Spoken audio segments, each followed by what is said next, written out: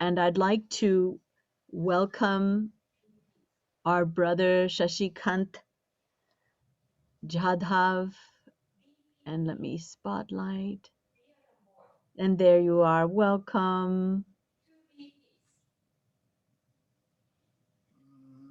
you. So, yes, let me introduce you. Thank Now, you. Shashikant Jadhav has been practicing and teaching mindfulness and yoga over the last 12 years. Of course, this has been a lifelong love for him and practice. For the last 12 years, though, he's been teaching all ages, including those with disabilities. And he's done a lot of service for those who are deaf and those that are going through severe stress. So his focus is on healing. And he loves the meditation practice as well as yoga. And he has organized the International Day of Yoga in parts of Mumbai, India. So I'm so glad to have you here today, and interesting how the doors have opened up for our worlds to meet and for you to share your yoga with us and meditation and to just really guide us into a lovely, relaxing afternoon. Om Shanti. Om Shanti. I'm really grateful to our Prime Minister, uh, Sri Narendra Ji Modi, on staging this international yoga event in 2014. And from 15 onward, I had privilege to stage this international yoga day with my members, swim yoga, then Dhyan yoga in San Francisco. And last year we got opportunity to celebrate this. So apart from Brahma Baba and Shiv Baba, my idol is Swami Vivekananda ji. I would like to quote his experience, what he says about meditation. A marvelous point of light between my eyebrows as soon as I shut my eyes to go to sleep. He is talking about his childhood, and I used to watch its various changes with great attention. That light of point is very important, and we in yoga we uh, follow that. That marvelous point of light would change colors and get bigger until it took the form of a ball, football ball. He used to love football very much, so his imagination of that point is like a ball. And what happened?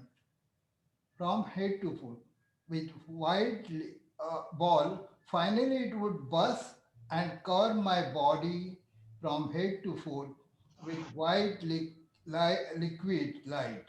White liquid light. As soon as that happened, I would look outer consciousness and fall asleep. I used to believe that the way everybody went to sleep. So this way everybody must be sleeping, that's what he means. Then when I grow older and began to practice meditation, that point of light would appear to me as soon as I close my eyes and I would concentrate upon that. So these 2 points are very interesting for me because one-pointedness and concentration, what Maharshi Patanjali says, as well as Swatmaramji, who has written Hatha Yoga. So while going through their texts and learning my yoga practices, I concentrated on these 2 points. So let us begin with what I'm going to say because we should not short of time. So first we will chant 3 times Omkara, then postures. Postures are with Baddha Hasta Uttanasana. So raise hand, join hand, raise upward. That will be there. Then warrior poses in 3 different positions rather. And thereafter, we will do one interesting thing that Akarna Dhanurasana. Akarna Dhanurasana, bow and arrow posture. So that I will demonstrate. And this what I have learned from Hatha Yoga. Then very interesting point is meditative pranayams. What I have selected Anulom Vilom, Brahmari, Udgit, and Pranava Aradhana. So Udgit is itself is a chanting of Om. So we will be chanting Om three different ways. And then Pranava Aradhana is resonance of Om. So let us practice. Let us start to take. If you are sitting on mat, just sit any comfortable pose. It may be Vajrasan, what I am sitting, or Sukhasan. This is the way Sukhasan, then Padmasan, half Padmasan, and full Padmasan. So sit in any comfortable pose. If you are sitting in chair, no problem.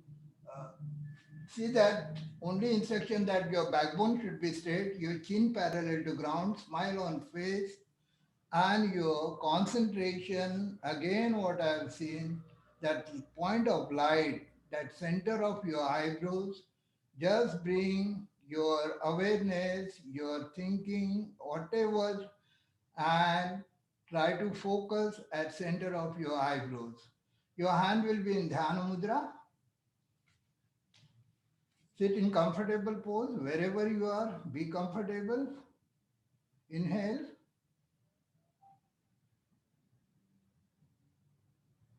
exhale, inhale, exhale. Now all of us will chant Omkara together. Three times we are going to chant Omkara. Inhale.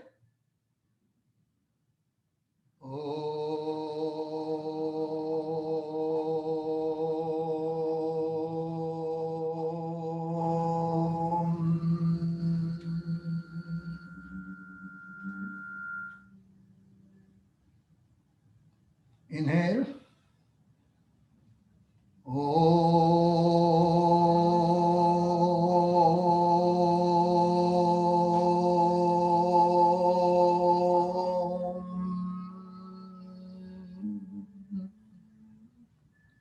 Inhale.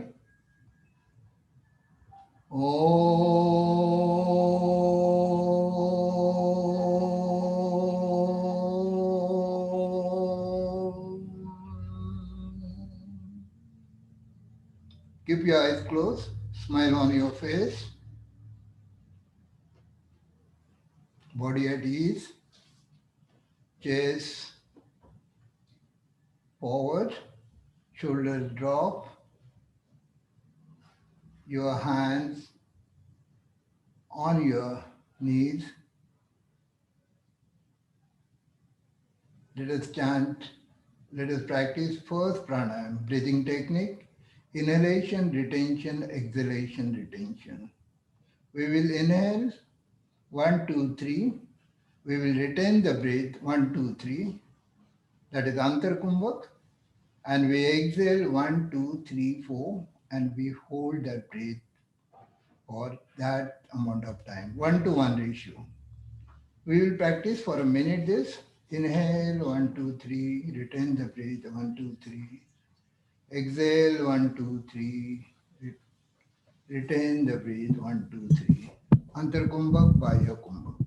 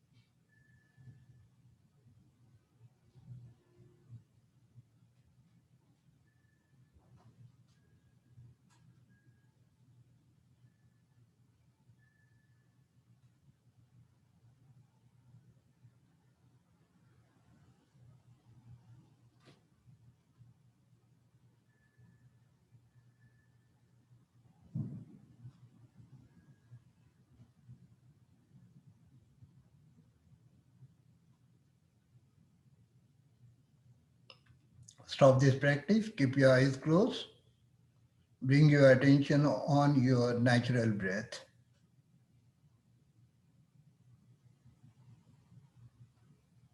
Observe that breath, any changes, any feelings.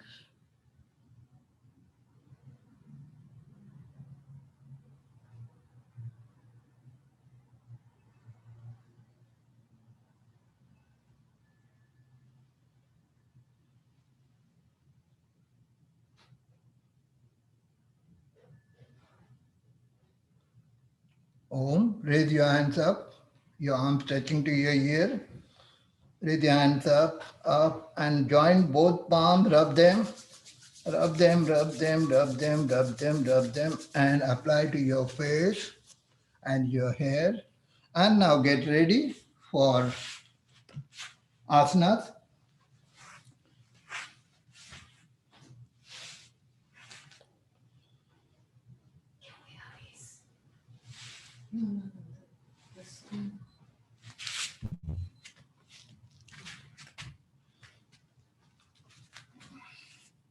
Are you ready?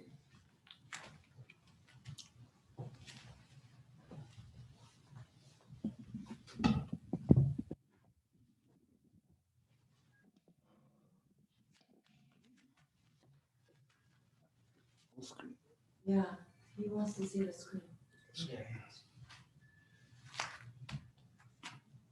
Okay, get ready. Just see my feet.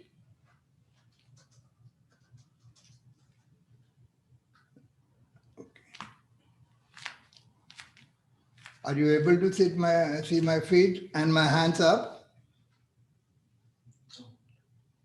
Yes. Now let us start with first Baddha Hasta Uttanasana. Raise hand posture going up. So put your right hand down on left hand top of that. Bring your chest. Those who are sitting in chair, just bring on that position wherever you are sitting. Try to bring your hands below your navel, that is lower abdomen, and just see first what I am doing. I'm inhaling, taking my hands by side, and I'm keeping awareness of my right hand, which will go back, and left hand cross it. And now I will stretch my body up. I will stay there for some time. That is, while inhale, I have inhale going up and I'm holding my breath there. That is Antar Kumbhak. Now exhale. Keep your awareness that your right hand will come down and hold, breathe outside. Bajya Kumbhak. Again, inhale, go up, hold your breath, exhale, come down. One more time. Inhale, take your hands up, exhale, come down. Okay. Now your left hand will go down and right hand will on top of that. Inhale, see my chest. I'm broadening my chest. My shoulders are going back, my hand parallel to ground, and now I will go up, but my left hand is on back side. I will stretch my hand up. Now exhale, come down. Inhale, go up, exhale, come down. Okay, now we will do little faster, and it is at your this distinction, whatever you want to do, just take your left hand or right hand back or forward. Inhale this way and go up. 1, 2, like 1, 2, 3, 4, 5, 6, 7, 8. Okay. Now get ready for bow and arrow posture. Take your right foot forward, press it on ground. Those who are sitting on chair, they should do on chair itself, stretching your right foot forward. Now bring your right hand up and your thumb facing to your ear. It should be on your eye level, your thumb. Now make a brace. Fold another 4 fingers. Now we are holding bow. So bow is very heavy, so your hand, you have to put full weight on your left leg to hold this bow, and right leg is supporting it, but your hand and your leg in foot in same line rather. Now your left hand is going to hold that string and bow. So you are holding this bow, just see what I am doing. I will take this back above my ear because I have to put full strength. I'm just pulling it. Now I will release with exhalation. Inhale. Inhale. Inhale. Okay, go back. Now take your left leg forward. Bring your left hand in line with your left foot. Hold bow strongly. It's a very heavy bow. Now take your left hand holding the string and pull that string with force. Pull. And stay there. Now exhale out and throw your bow. Okay, inhale. That hand will remain same. Left hand is stand at this place, and right hand you are pulling bow.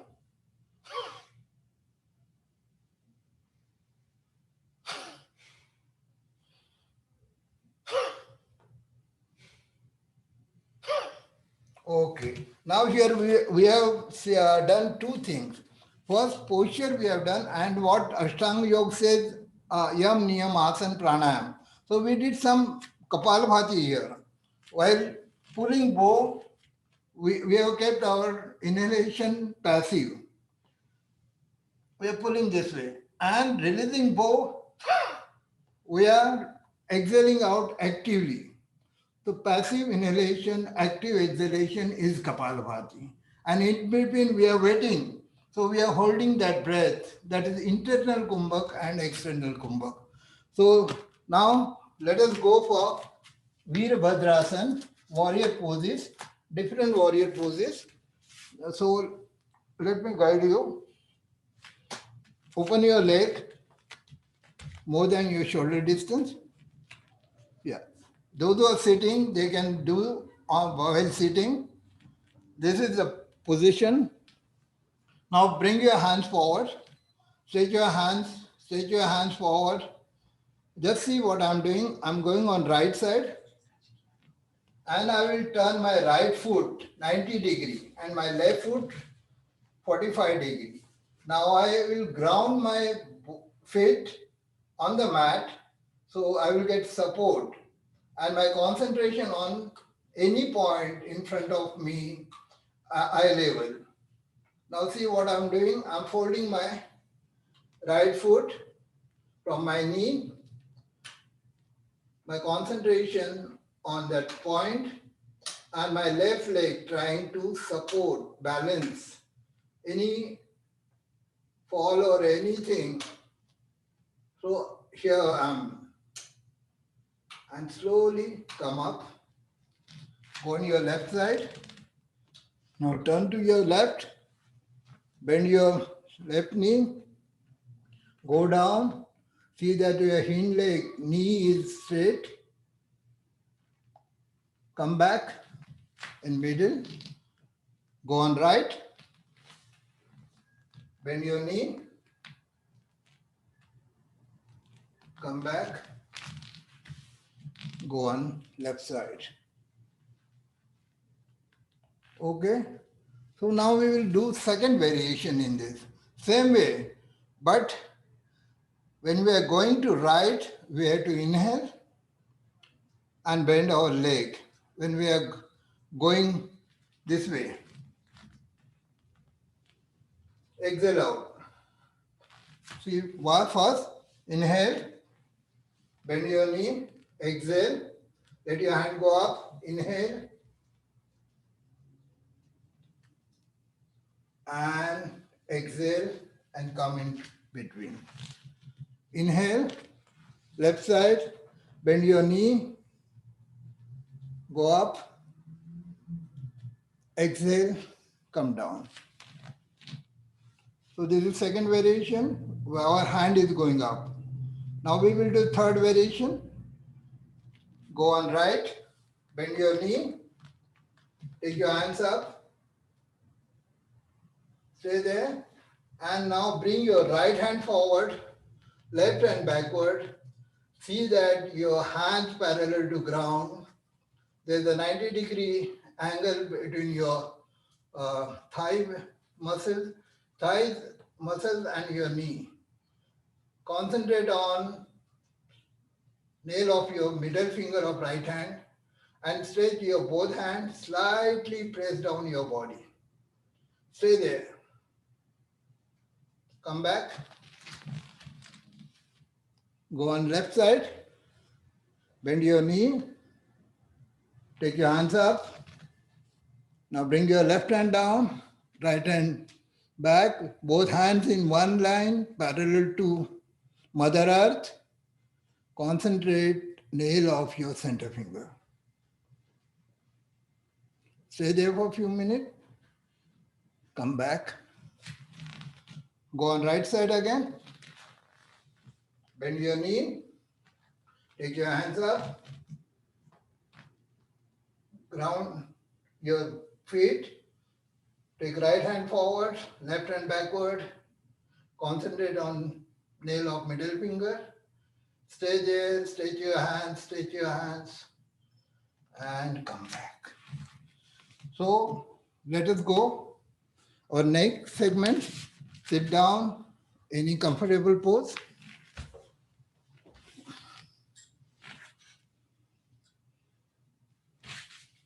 Okay. So I will sit in Padmasana. Those who are comfortable in Padmasana, try to sit in Padmasana or any other comfortable pose. Instruction is that with your backbone straight, chin parallel to ground, smile on your face, and Dhyan Mudra. But first, let us start with Anulom Vilom, alternate nostril breathing, then Brahmari, then Udgit, and Pranavaradhana.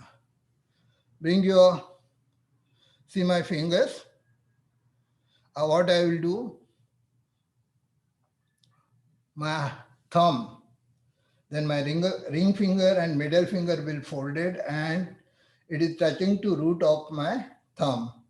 And another remaining two fingers are open. I will press my right thumb on my right nostril. My left nostril is open. I will inhale through left, exhale to right. I will inhale to right, exhale to left. Alternate nostril, Anulom Vilom.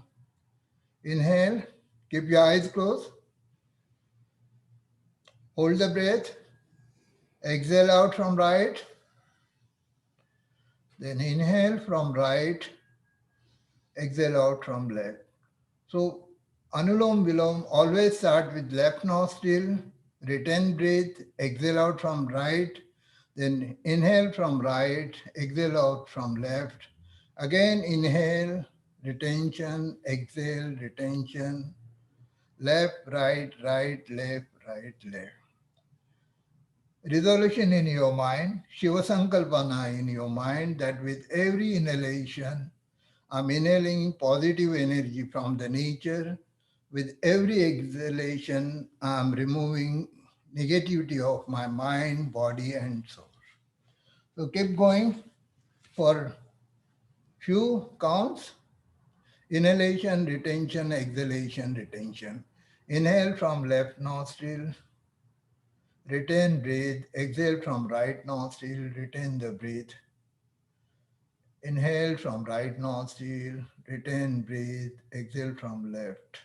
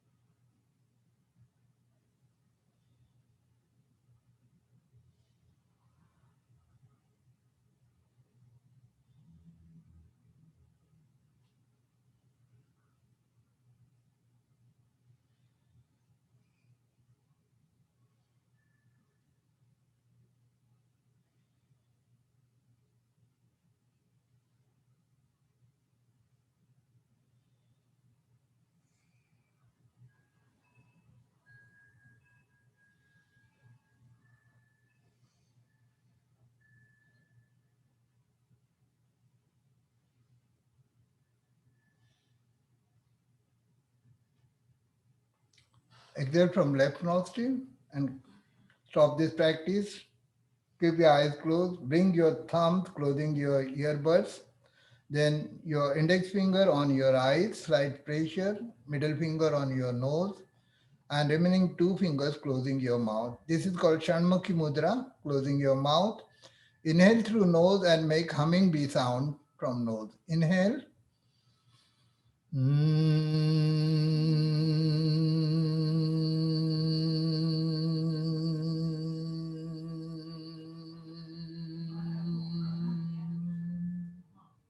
Inhale.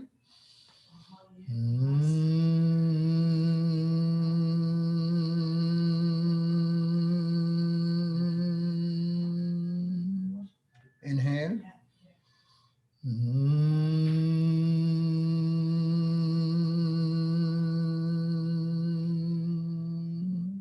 Inhale.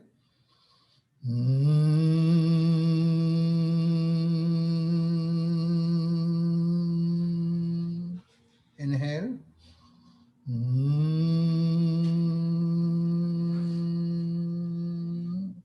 Keep your eyes closed. Bring your hand on your lap, inside your knees. Dhyana Mudra. Index finger of your thumb and your index finger and thumb tips touching to each other. Keep smile on your face, chin parallel to ground, backbone straight. We are going to recite Omkara Udgit Pranam. Now we will first recite Om. O will be shorter than M. I will just show you.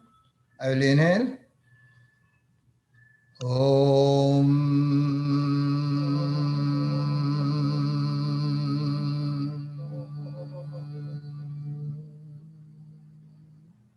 O is shorter and M is longer.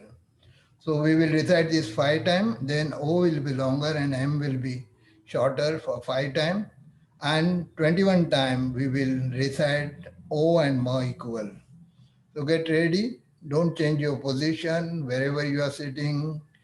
Be comfortable, body at ease, smile on face, chin parallel to ground. Inhale.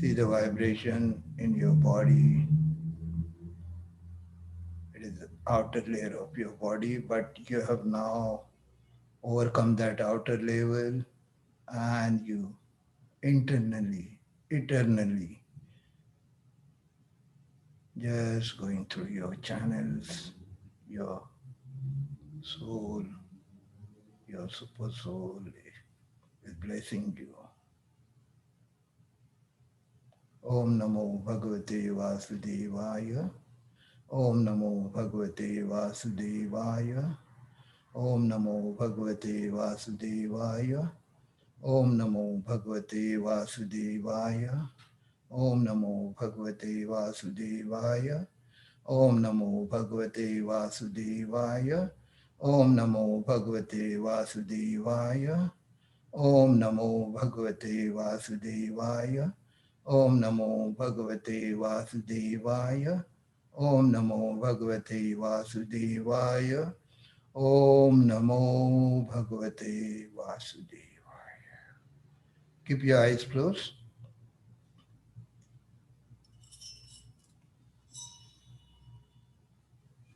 Just be within.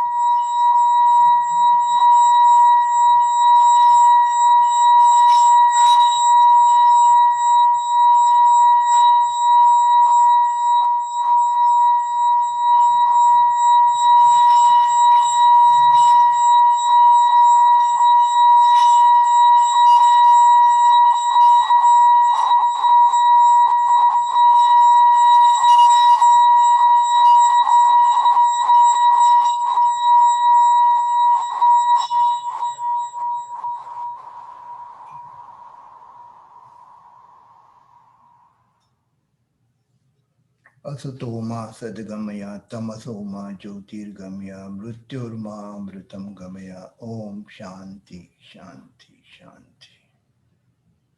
Take us from darkness to light. Take us from ignorance to knowledge. Take us from immortality to immortality. Bring peace in all our world. Om Shanti Shanti Shanti.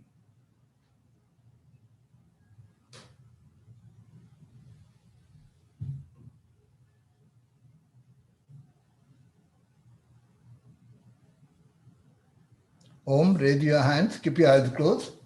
Join your palms, rub them, apply this to your face and your hair. Second time, same repetition. Your hair. And third time, apply this to your face and open your eyes, see through you, and apply this energy to whole of your body. So now session is not over. Now we will do clapping and laughing. So I will show you. Sorry, Shashikant, we have to move on to the next item. It's okay? Just a second. Okay. So we'll do clapping once. Ready, start. 1, 2, 3, 4, 5, 6, 7, 8, 9, 10, 11, 12, 13, 14, 15, 16, 17, 18, 19, 20, 21, 22, 23, 24, 25, 26, 27, 28, 29, 30. Fast, fast, fast, fast, fast. Eh? One more time. Fast, fast, fast, fast, fast, fast, fast, fast, fast. Fast, fast, fast, fast. Daddy, fast, fast, fast. Yeah. One more. Fast, fast, fast, fast, fast, fast. Yeah. Thank you very much. Sister Elizabeth, thank you very much. I've taken you a few minutes, but we No, started late also. it's no trouble. I wish we're going to have another session, aren't we? With Brother Shashikant, aren't we? I'm sure everyone's going, yes. Thank you. Thank you, dear. Oh, thank you so I'm much. so much blessed. I'm so much blessed to be with you. And whenever you call, I'll be there. Oh, really, thank you for sharing your love for yoga, your love for meditation, your love for truth, and sharing your experience, wealth of experience with us today. And it was a real good taste or teaser almost to invite us to enjoy more in the future. So thank you again. Yes, yes, yes, Jessica. yes. But so kind of you. Your kind word. I'm really blessed. Thank you very much. Okay, take care. Om Shanti. Thank you Om so Shanti. Bye bye, everyone. In short time, I try yes. to convey something. What Thank you. Vivekananda ji believe in meditation Yes. and Maharishi Patanjali has taught us. So, in nutshell, what glimpses. So I try to give that. Thank you very much. Yes, thank you so much, Shashikant Pai. Okay.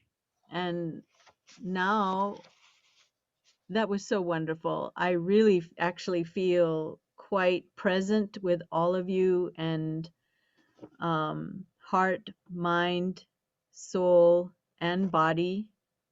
So it's a lovely opportunity for us to balance all of these arts and be an embodiment of Om Shanti on all those levels. And now we are graced with a message from the India Consul General himself, especially for today's event. And Ambassador Dr. Nagendra Prasad, he is the Consul General of India. And before taking that position, he served at the Ministry of External Affairs as Joint Secretary heading the Gulf Division. And so now he's with us serving in San Francisco with a message for the International Day of Yoga. Om Shanti. So we'll yes, invite him. Thank you. Namaskar. I would like to greet you all at Brahma Kumaris on the occasion of 7th International Day of Yoga from the Consulate General of India in San Francisco. Since the passing of the resolution at the UN, the Yoga Day is being held worldwide across the continents. I appreciate you all for constantly and continuously teaching and practicing this ancient treasure here in the US. Yoga is not an exercise, it's a way of life. It's a technique to maintain a balance between physical, mental, and emotional, intellectual levels of human existence. Yoga Chitta Vritti Nirodha. Patanjali, Yogi Patanjali, has said thousands of years ago that yoga is a process of gaining mastery over the mind. It allows one to realize the inner potential. The lifestyles and then food habits, the working levels have changed, resulting in several chronic ailments. Yoga can play a very, very important role in managing these, besides building up immunity. Integrated approach through yoga therapy, IAYT, is a new method for treating these lifestyle disorders. The specific postures in yogasanas, the breathing exercises, pranayama, and the meditation are found to be effective in preventing ailments, chronic diseases, and by calming down the mind and make one unite with the nature and surroundings. I'm sure much research is going on, which is a continuous process, and is attracting wider attention in the world. Government of India has been strengthening the certification system for yoga professionals, and soon we will be publishing the yoga certification board guidelines and protocol, which may be useful for everyone here in the US. Hope this particular certification process will help further strengthening the network of yoga teachers across the world. As part of India at 75 celebrations, to celebrate India's 75 years of independence, you all must come together to hold one yoga event in the coming year, which the Consulate General of India will be happy to join to celebrate yoga, which is a gift to humanity. Dhanyavad. Jai Hind.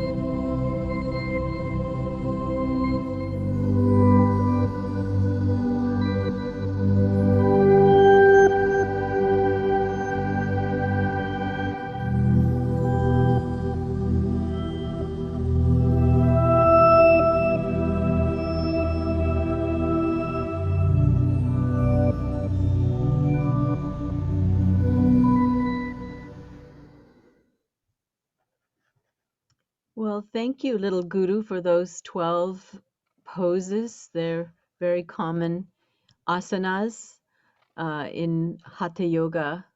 And also thank you so much to Dr. TV Nagendra Prasad, the Indian Consul General serving in San Francisco, for your message.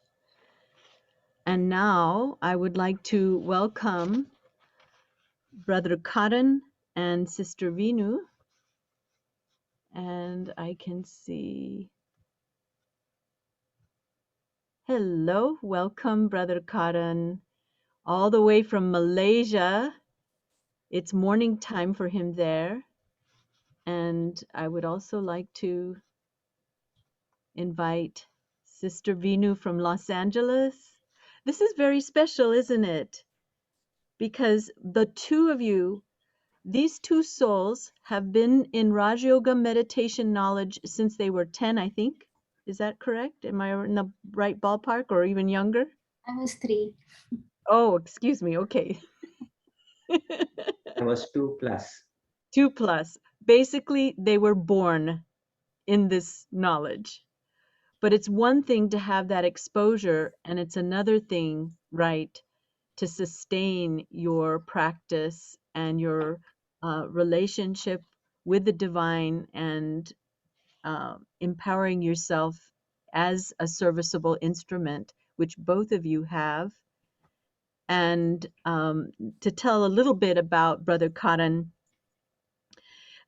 he, of course, has been practicing Raj Yoga since 1992, and he is a physiotherapist by profession and has been incorporating the teachings of Raj Yoga with his work in various musculoskeletal cases that he's been working with in physiotherapy rehabilitation. I'm sure he could say that much better than me.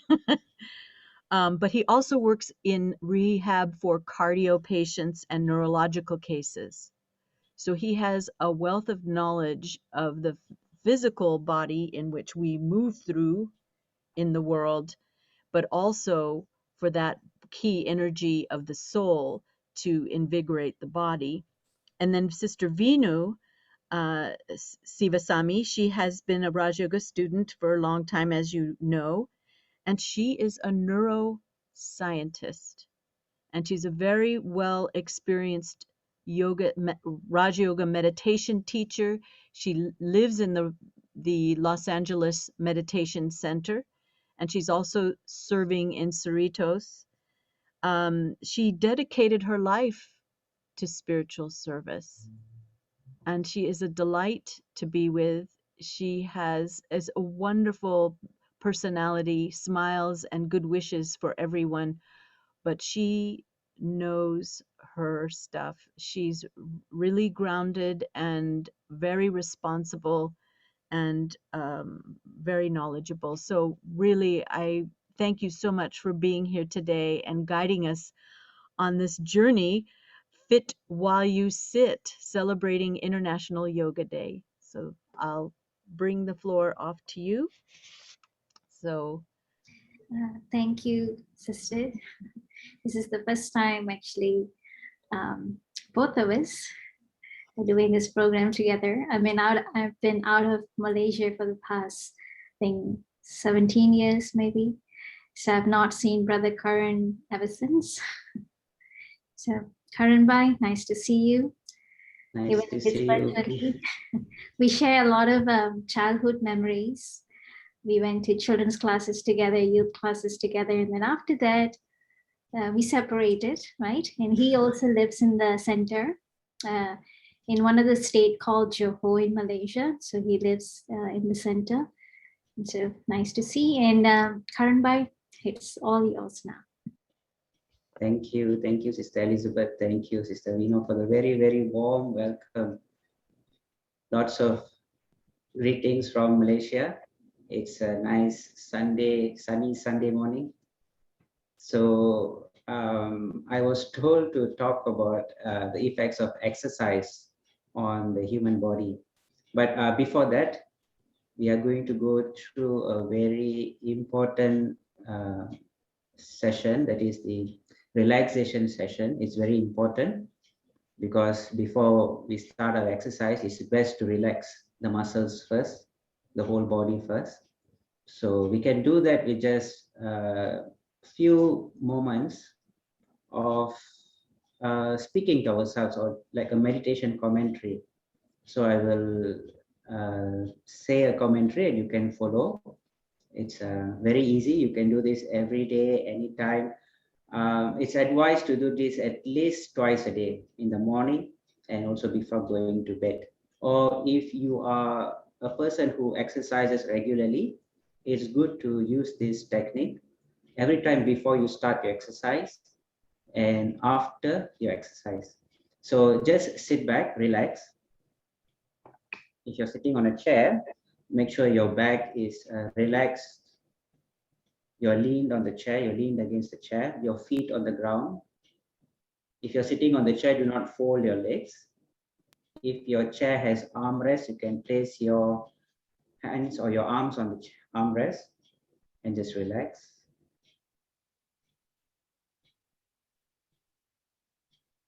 So I become aware of the surrounding. I can hear the clock ticking.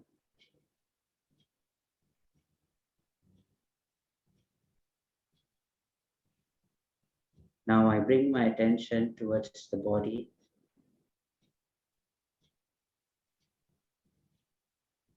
I feel my legs.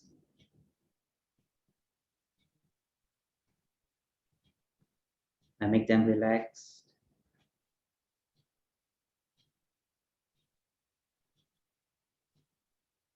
I feel my arms, my shoulders, my backs. I relax all the muscles.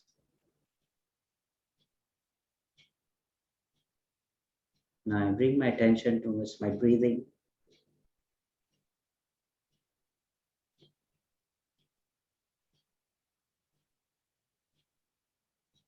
I observe the rhythm of my breathing.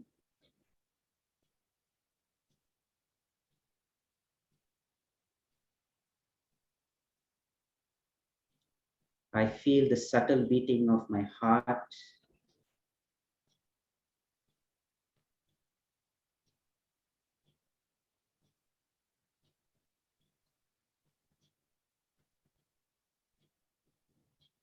I feel my facial muscles. I relax my forehead, my cheeks.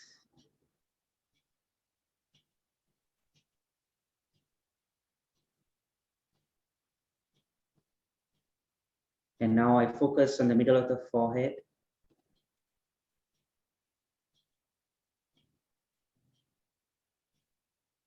I visualize a sparkling star.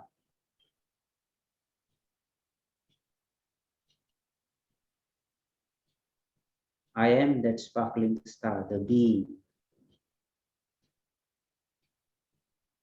I am not the body. I am not the human, but I am the being.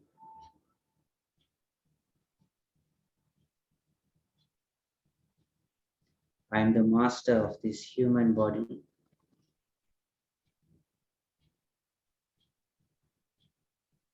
Being the master,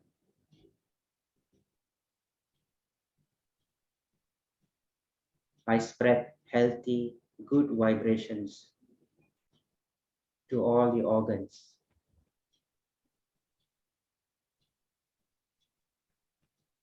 I am peace, and I am spreading peaceful vibration throughout the body. Vibrations spread from the forehead to the tip of my toes.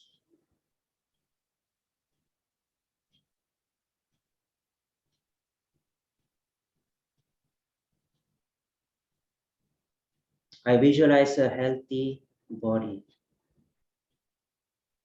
a body free from disease, no stress,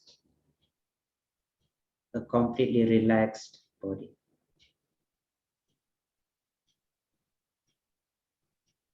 I enjoy this moment.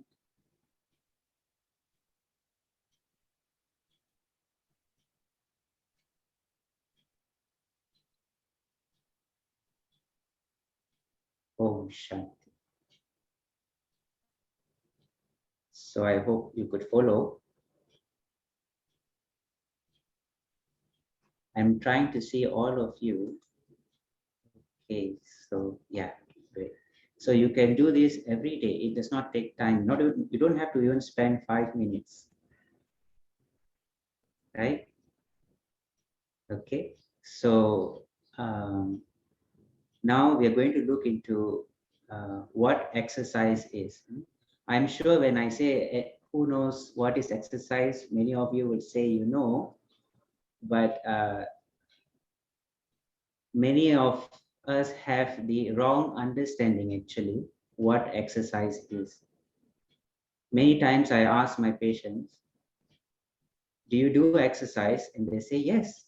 Very confidently they say yes, I do exercise. And when I ask them, okay, what kind of exercises do you do? And they say, oh, I do gardening, I play badminton, I play football, I clean the whole house. So actually, that is not exercise actually. Those are actually activities which you perform through the body. Exercise is a set of movements that is done for specific groups of muscles.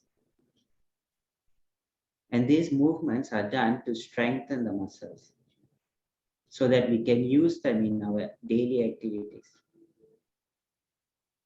For example, if you take a footballer, he just cannot go into the game just like that. He needs to go for prior trainings. And those trainings are actually trainings to improve the muscle activity in terms of strength and flexibility. These are the two main areas that we focus on when we do exercise. So I just share a slide for your better understanding. Is it visible? Yes, you can. Yes. Okay, try to.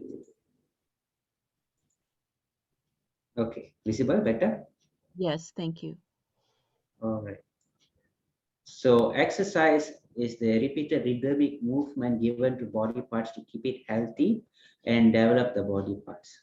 So a body needs to be moved if it's kept ideal for even just 1 week. If you see somebody who is bedridden for 1 week, you will notice that the muscles shrink and the body becomes smaller because the muscles are not moving. Only when the muscles move, the muscle is preserved in terms of the bulk of the muscle, the strength of the muscle, and the flexibility of the muscle. So under exercise, we have two main things, that is stretching and strengthening. Commonly, people only focus on strengthening.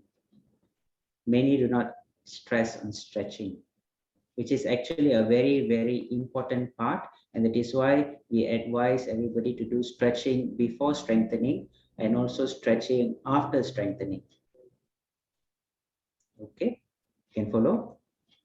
So far, everything okay? Exercise is not something very complicated or complex, no. There's just two things in it, just stretching and strengthening. I wouldn't say football or whatever games like badminton or tennis, I wouldn't call it exercise because actually, if you really look at it, you need exercise to perform well in the games. So yes, playing games will improve your cardiorespiratory or cardiopulmonary capacity, which is good. But in terms of your musculoskeletal, which is your bones and your muscles, it may be damaging if you don't have the proper stretching and strengthening. Okay. So I just want to see a show of hands. How many of you actually exercise? Okay, I can see some. You can even virtually raise your hands in through the reaction button. Okay. Okay. Right. Good. Many of you actually exercise. That's good. So I hope you are saying that you exercise in terms of my explanation just now. Exercise doesn't mean your household chores or games, right? Right. Good. It should be and there should be strengthening and stretching components into it. Okay. So how many of you exercise once a week? You can raise your hands and I can see. Once a week.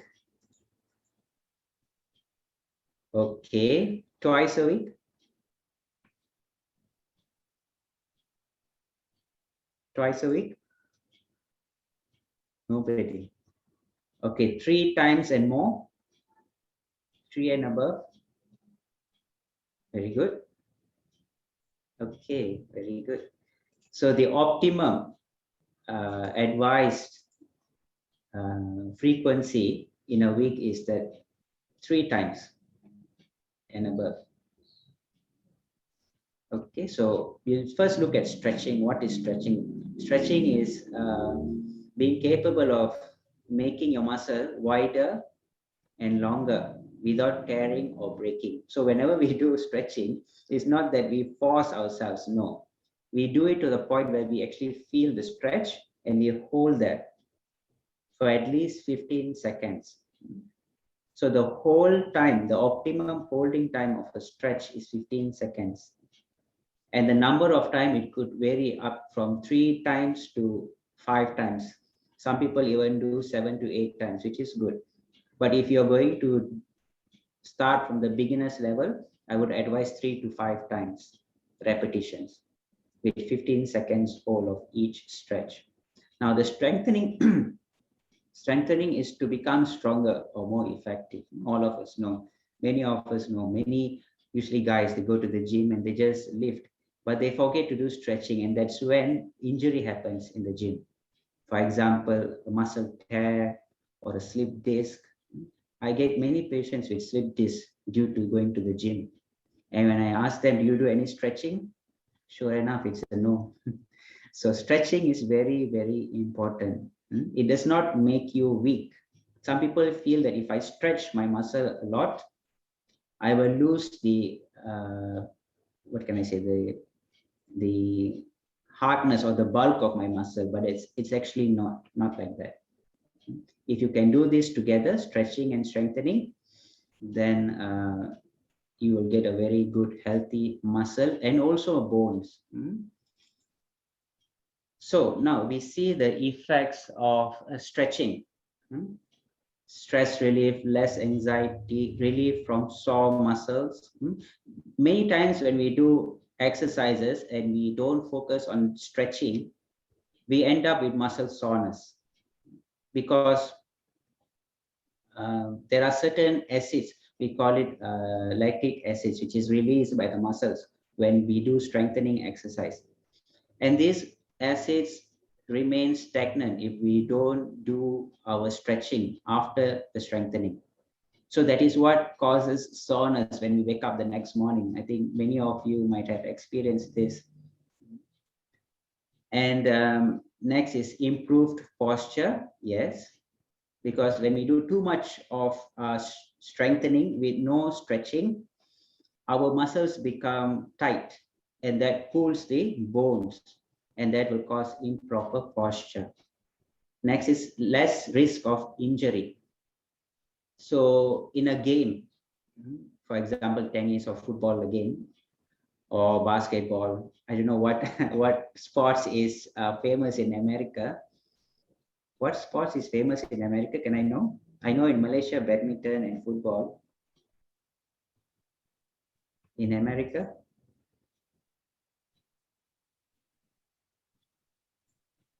Maybe somebody can tell me. Basketball. Basketball, okay, right. So basketball, we take basketball. If there's no stretching, I know in basketball you have to do like sudden movements and things like that. So when there's no stretching and you do a sudden movement and your muscles are tight, what happens? Your muscle will tear. Even your ligaments will tear. And that is why ACL, we call it ACL, anterior cruciate ligament of the knee, commonly tears because of this reason. There is no stretching. Okay, and better flexibility. Why do we need better flexibility? For example, the best reason why I can give you is that we need flexibility, especially in our old age. Why do we find some old people, they become rigid? It's because they don't have stretching habits. If from a young age, or even now, if you start now, and later on, when you grow older, you will have better flexibility and you can prevent problems like falling or cramming. Many old people have cramps at night, especially. So if we have a habit of stretching every day before going to bed, we would be able to avoid those kind of problems. And most importantly, relief from back pain. Now, majority people around the world have back pain. Those days, it just used to be people who are involved in heavy work, like, for example, lifting. This kind of occupations causes back pain. Whereas now, even people who work in office setup, just sitting at the desk can get back pain because they are too long, prolonged in just one position, which causes the back muscles to tighten up, and that will cause back pain. So these are some of the effects of stretching. There are many more because every day researchers are coming up with the benefits of exercise. So this is the recommended frequency in a week for you to perform stretching 2 to 3 times a week, at least 20 to 40 minutes. If you can't go for 20 to 40 minutes, at least 15 minutes before you wake up. I mean, after you wake up and before you go to sleep. Okay, clear? So next we will see about strengthening. So strengthening, all of us know, makes us stronger and fitter, protects bone health. Yes. Strengthening does not only affect our muscles, but it also affects our bone density, especially for women, for sisters. It is advised at the age of 40 onwards, you have to do some kind of strengthening exercise. I mean, if you start earlier, it's much better. But if you have not started, it's good to start today because it will affect your bone health. Osteoporosis is very common in sisters especially. So it's good to start strengthening, do some weight bearing exercises. If you have dumbbells at home, 1 kilo or 2 kilo will do. And there are many exercises that you can do with just 2 dumbbells. So next is you can control your body fat. So instead of your body being covered with fats, you can have good muscle covering your bones. And how to get this is that you must at least do strengthening exercise for at least 20 minutes. Because after 20 minutes, that is when the body starts to break down its fats to be used as energy. So try to push yourself a bit every day, little by little, to reach 20 minutes of strengthening exercise. Helps you develop better body mechanics, helps with chronic disease management. For example, if you have diabetes or hypertension, all this can be managed well if there is proper strengthening exercise. I would say both stretching and strengthening. So this is the recommended repetitions and frequency. So you can, okay, so this was actually for stretching. Okay, this is wrong. This was stretching. Okay, hold stretch for 15 seconds, repeat 3 or more times. For strengthening, you can do it 2 to 3 times a week. Of course, I was saying this now, 3 times is the optimum recommended time. If you can do it 3 times a week, every alternate days, it will be good for 20 to 40 minutes. Okay. So any questions? If somebody could How read long out do the you do the question, strengthening for?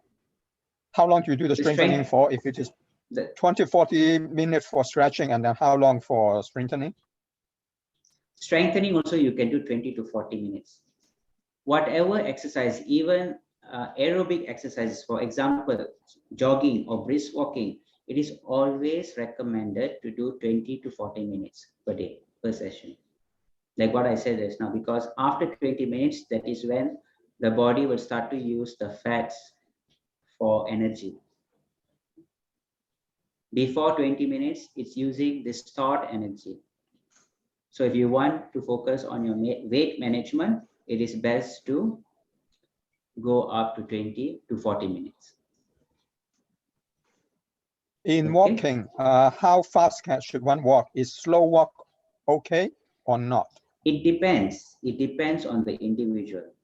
For example, I can't tell a 70-year-old or 80-year-old to walk fast, right? So if you're in the age range of teenager to young adult, maybe about 15 to 40 years old, brisk walk is good.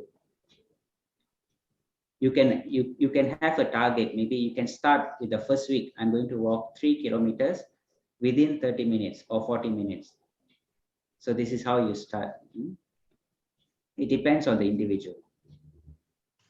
So there's somebody who's asked, is yoga the same as stretching? In a way, yes, because when we do stretching, we also focus on our breathing. Okay. When we stretch, most of the time, we tend to hold our breathing because we feel the pain in the muscle when we stretch, which is not right, actually. You have to breathe normally. Because when you breathe normally, what happens is your your circulatory system is working. Okay, your heart is pumping the blood to all the muscles. So when all the muscles are well, when there is good blood circulation to all the muscle is more relaxed and it's easier for you to stretch. There was a question, Brother Yes. Karan. You might want to end your video so yeah, we can see you. Thank you. They were saying, is walking considered exercise? I know that's not weight bearing. Is stretching considered exercise, even though it's not weight bearing? So what do you consider as exercise? Okay, like in the beginning, I was saying that, exercise is the main branch, okay, is the main bark of the tree. And there are branches of stretching and strengthening. Okay, so under stretching, you have some exercises. Under strengthening, you have some exercises. Can Brother Karan demonstrate some exercises? Yes, we will be doing that in a while, but I wouldn't be showing too much. What is walking again, for under then? What is walking for Come under again? then? What is walking for under? Stretching or Walking, strengthening? Walking, I would classify it under strengthening because it strengthens your cardiopulmonary capacity. It regulates your heartbeat. Thank you. Because in strengthening, if you want to divide it further, under strengthening, there is aerobic and anaerobic exercises. So walking, brisk walking, swimming, running, jogging is all under, even dancing is all under aerobic. It's a form of exercise to improve the heart and lung function, or the circulatory system. And in anaerobic is more of weight lifting or body weight training, this kind of thing. And for older people, do we need both? Yes, definitely. You need both, but you have to know what is the proper exercise. You can't do like any exercise that you see on YouTube or Google. You have to have your body assessed by a physiotherapist or anybody who is well versed in this field of exercises, a gym instructor. They would give you the advice what to do based on your body needs. See, sometimes we call it a warm-up. Is a warm-up is a stretching or what this thing is, it means? Because here, most of the time, warm-up is stretching. We do warm-up. When we say we do warm-up, means we're doing stretching. Warm-up in the sense that we're warming up our muscles. Like what I said just now, when we stretch, we have to just breathe normally so that the blood is flowed to the muscles. And our internal body temperature is naturally warm. So is our blood. So when the warm blood gets transferred to the muscles during stretching, that is where we say you're warmed up. We usually say we start with warm-up. We start with warm-up and then at the end we say cool down. So cool down is again stretching. Just that's what you're referring to? Stretching again, yes. Because after doing strengthening exercise, the outer body becomes hot or warm. We don't say hot, we say warm. And we need blood to cool down, or even our sweat actually cools down the body. So sweating is a good thing. It's not that it's bad. Your toxins are being released and your body temperature is being regulated. So it's always advised not to do exercise under an air-conditioned room or under a fan, because it's always better for the body to cool down by itself instead of rapidly being cooled down. Because when you rapidly cool down your body, the vascular system constricts and there will not be proper blood flow. And I was talking about the lactic acid, it will not be flowed properly through the vessels. So we need the body to cool down by itself. Take its time. Thank you. Karan, would you have information perhaps now or at the end of your session or websites that people can link into and get information to answer these specific questions, such as where we can find different types of stretching and strengthening for young? If you want, I can prepare something and then I could email it to you. Then you can print it out and put up on your board, or you could circulate it. It's not a problem. Okay, and so I could ask people to give me their email at the end of this session today, and I'll be sure that they get that. You just give me your email, and I'll forward that to you.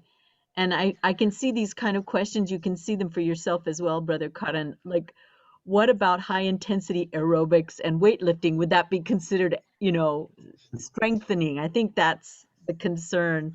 If you're not really into lifting weights, would housework do the job? Would pruning a tree do the job? I mean, I've had this question asked me a lot, and I wouldn't know what to say to people. What are your thoughts on that for vigorous work or walking? Is it a strengthening? Walking is fine, like what I said just now. Walking is fine for your cardiopulmonary capacity. That means for the work of your heart and lungs. It strengthens your heart and lungs, but it is not going to strengthen your legs. You see why? Because you are using, when you're walking, you're making your muscle work. But what if your muscle does not have that capacity, that strength to work, to walk 3 kilometers, 3 miles in 30 minutes, right?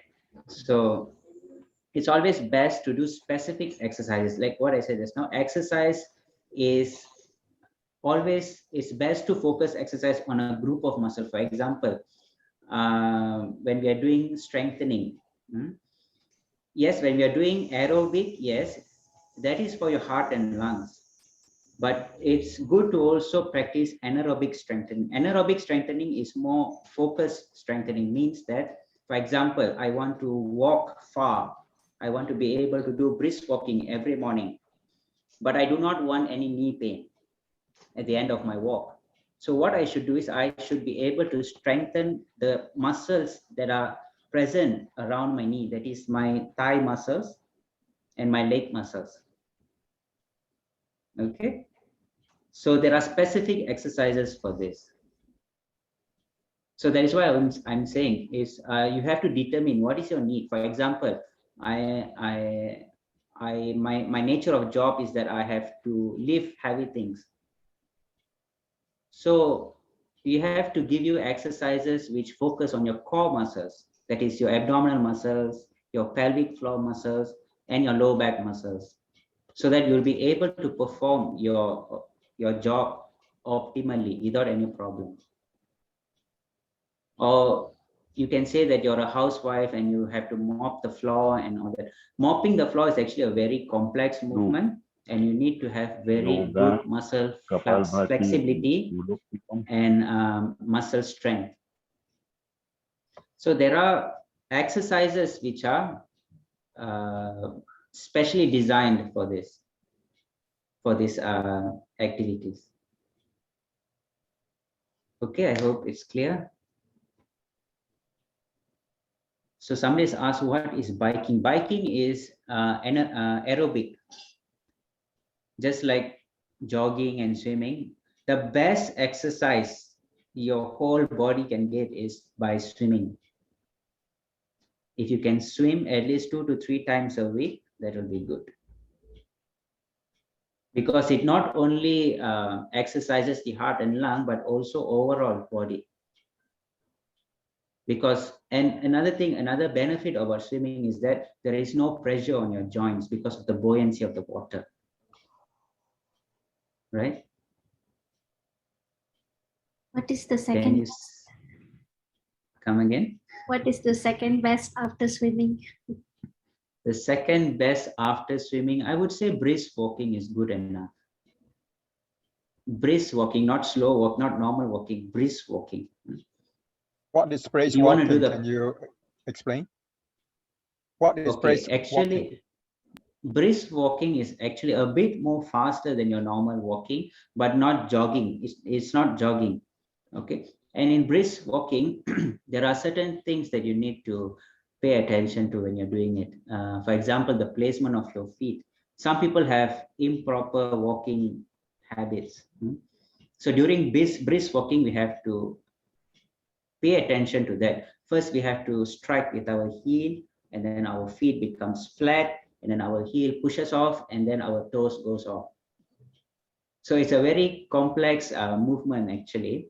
I will get a video on it, and then I will share it with Sister Elizabeth, then you can share it with everyone.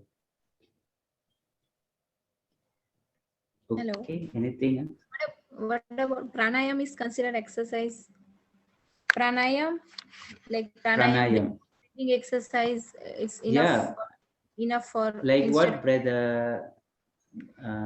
brother was showing just now, the demonstration on Hatha Yoga. I was looking at it and I find that it's very, very useful. It can be very useful for many of us. So it's advised, if you can follow those techniques, it will be good. So your stretching is covered. Actually, there was more stretching when I saw that demonstration.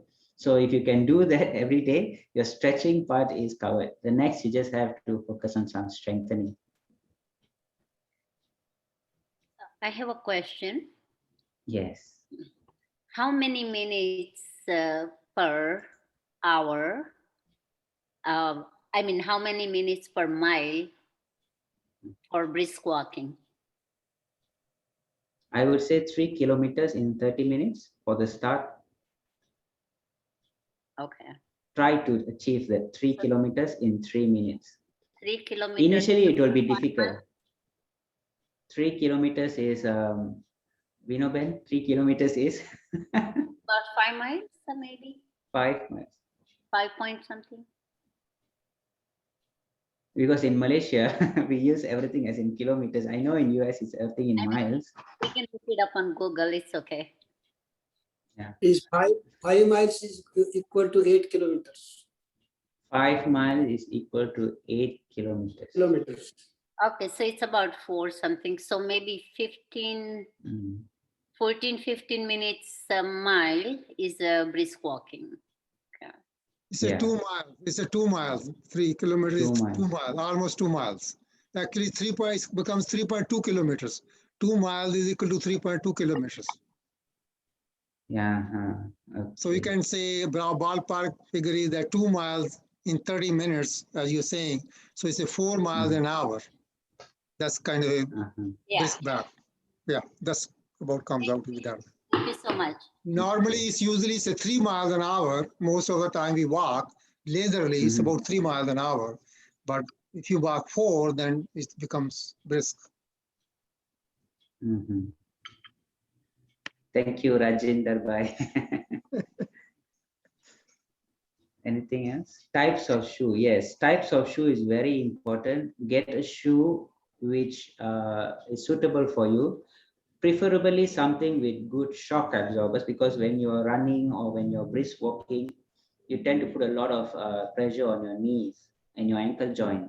So just be careful about it. And if you're having flat feet, try to get a shoe which is recommended by a podiatrist, where they will prescribe you shoes with good arch support. You know, there's an arch under our feet and it has to be well supported so that we don't go into ankle sprain or strain. Because once you get ankle sprain or any ankle injury, the recovery rate is very, very slow because the ankle holds all the body weight. So you just be careful not to get your ankle sprained or injured.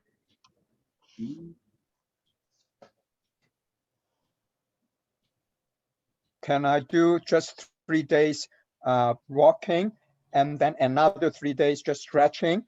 Can I do it like this separately? Because yes. Also walking, if it's just walking, do I still need to stretch first? Yes, definitely. Because walking is under strengthening. It's an aerobic exercise under strengthening. Stretching, you still need to do. You have to stretch your lower limb muscles before you walk. Otherwise, during walking, you're going to have some calf cramps, or your leg is going to just tighten up. And that's when you feel all this cramping sensation. Thank you. Okay, so I think I'll pass the floor over to Sister This which is the better, this walking and treadmill? If we use the treadmill. Well, I would always prefer to walk outdoors compared to on a treadmill. Well, if I have no choice, like now during the pandemic, everybody is under, I mean, we all have to be indoors and you have no way of going outdoors, then fine, treadmill is okay. But make sure that your treadmill is not in incline. It should be level.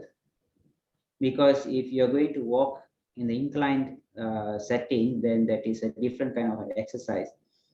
If you're just going to do brisk walking for 30 minutes, you just have to do it on the level where it's level, not inclined. And if you want to stretch your back muscles, the muscles is at the back of your legs, okay, which is not commonly flexible in most people, no matter how young or old they are. Most people don't have good flexibility of their back leg muscles, the hamstrings and the calf and all. If you want to stretch it while walking, the best way is to walk backwards on a hill. So if you're doing it on a treadmill, you can incline it about 15 degrees and then you can walk backwards. But be careful, hold the railings if you don't feel stable in the beginning. And even when you're walking on the treadmill, I would recommend you to use your sport shoes. The main reason why I use sport shoes is just to reduce the pressure on my knees and my ankles. Okay, Sister Vino, you're ready? We will come back again. I'll meet you all again after this to demonstrate just some exercises to be done when you're seated on the chair. I think, Karan bhai, let's go into the exercise demo because it's a very hot topic right now. So all the spotlights are on you. So go ahead. Okay, so everybody is ready with their chair. It can be anything with a back support or without a back support. I mean, if you are in the older age group, I would suggest a chair with back support. If you're young, it's fine. Okay, everyone ready? Make sure there is no nothing around you blocking you or preventing you to move. Just you and the chair. So I will just move my position. I've set up a chair behind me.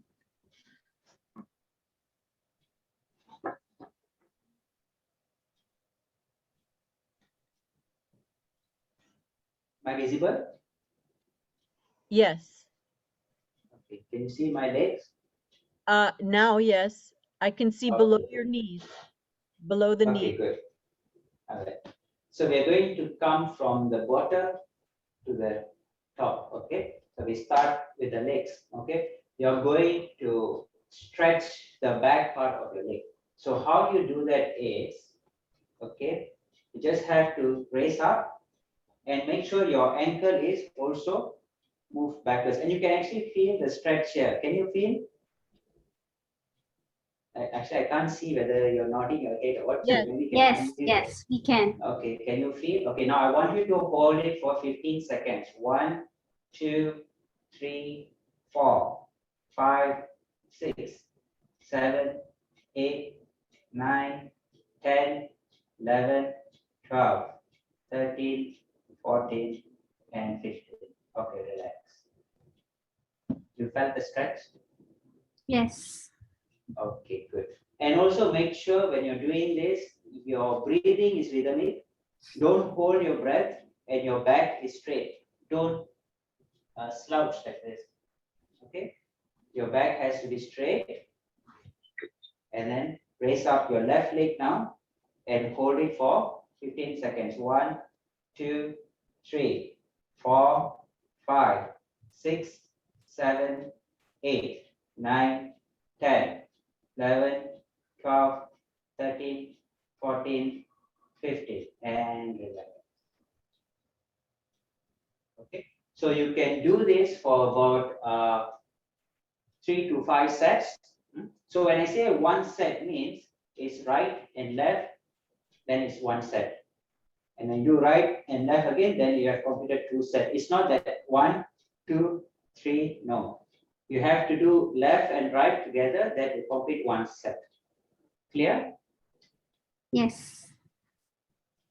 Any of you did not feel the stretch? Because if you did not feel the stretch, I have a different method for you. Any of you did not feel the stretch? Do you Can mean you just the show us, lower calf can you muscle? show different method?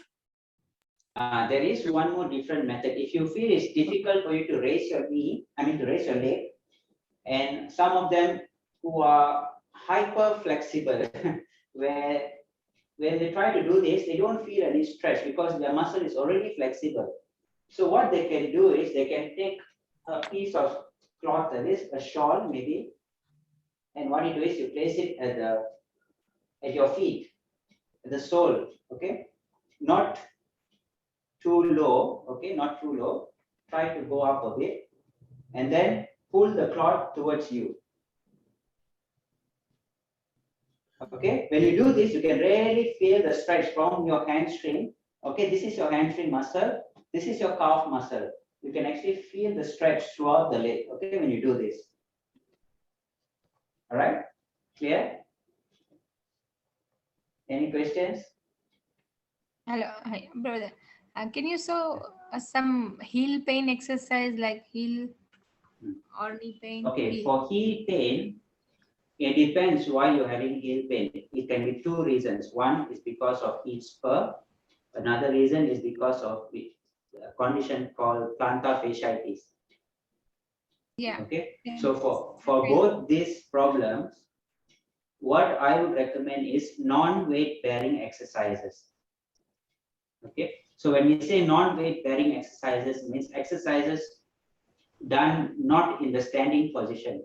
It can be sitting, it can be lying. Okay, so what you can do is, okay, you can't see my ankle, right? Can you see my ankle now? Yeah. Okay, all you have to do is just have to go up and back and up, back. Okay, you can do this about 10 to 20 times at first for the start. Okay, but if you want some pain relief techniques, what you can do is, you know, the half a liter mineral water bottle, the small bottle, plastic bottle water where we get mineral water. You just fill it up with some water full and freeze it. Make sure it's frozen. And at night before going to bed, what you can do is you can just put it under your feet and roll it for about 10 to 15 minutes. That will actually relieve the pain. So that next morning you don't have any pain. And the other method is you can wear socks before you go to bed, so that at night, if the room is cold, it will not affect your feet, because when the room is cold, what happens is that there's a covering of muscle under our feet. There's a covering. Okay, so that covering will constrict, and what happens is our feet becomes a bit tight like this. Okay, so in the morning when I wake up, when I place the feet on the ground, I'm going to have pain. So I must make sure at night when I sleep, my feet are warm enough. Okay. So like heavy exercise, walking, aerobics kind of, it's not good for heel pain, right? Only yoga and stretching is good. That's true. So, but you still need to do some strengthening. So what I would suggest is you get good pair of shoes, which will protect your heel and your ankle and the sole of your feet. If your shoes are good enough, then there's no problem doing strengthening exercises in standing position. Okay. Thank you. All right. So I just wanted to show you all this exercise because this is a very important exercise.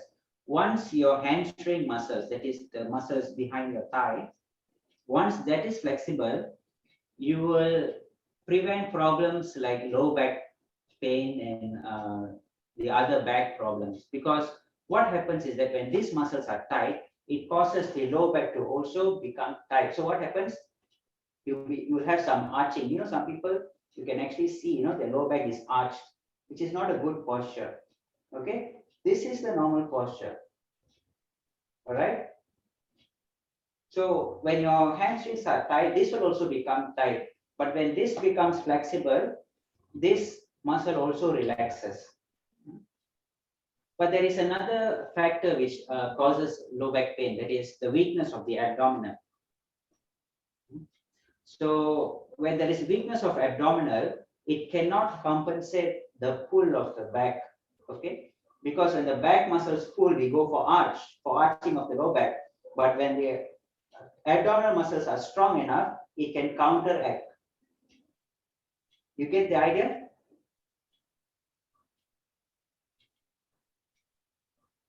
Do you get the idea? Yes, I understand. It's clear for Yes. me. I hope it is for everyone. Niru, you wanted to say something? Yeah, I want to ask, like, how do you increase more strong of your abdomen so that your back gets less pain? Yes, there are many abdominal exercises, a lot of them. So I'm going to demonstrate 2 exercises. But before that, I would advise you all to one thing. There's one thing that I want to advise. All of you know sit-up, right? You all know sit-up? The normal sit-up? Yeah, it's not advisable to do that if you're not used to doing exercises. Okay, so please do not do sit-up. You can do other exercises. The best exercise for your abdominal is actually isometric strengthening. Isometric strengthening means you are strengthening your muscle without involving any change in the length of the muscle. For example, when I want to strengthen my bicep, what do? I take a dumbbell and I do this, right? So what happens? The bicep constricts, that means the bicep shortens and the bicep expands, elongates. And then I constrict and elongate. So in the end, what I can see is there will be good muscle bulk and also muscle strength. That is one way of strengthening the muscle. But there is another way called isometric strengthening, where we don't have to have that change in the muscle length during strengthening. How we do that is that we make the muscle contract in its original state. For example, okay, now all of you place your hands like this, and the other hand, you have to give resistance.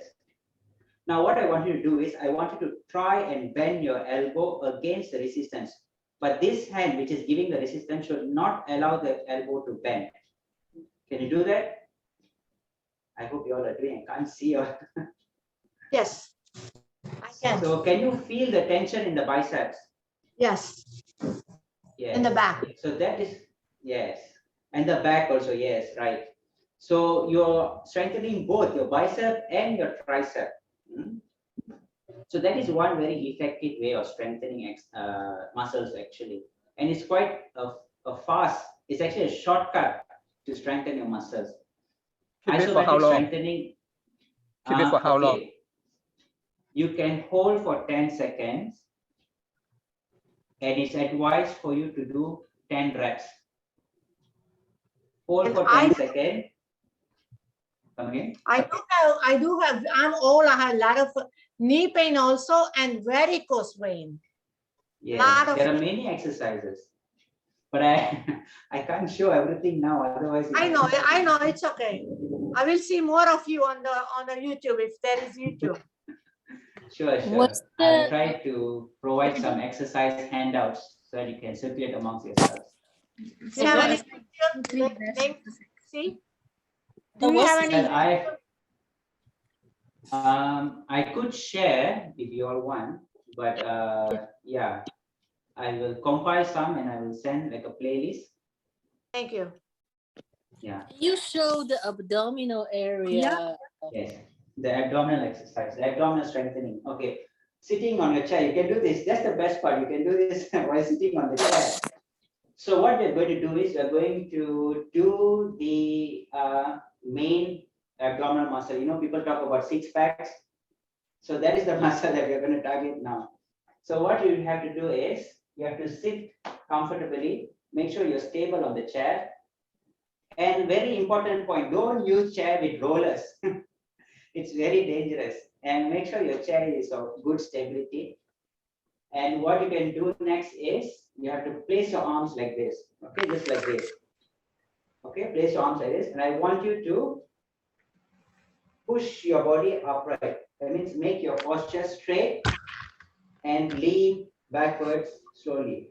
Lean backwards slowly. Lean, lean, lean, lean. Till the point where you can't. Okay?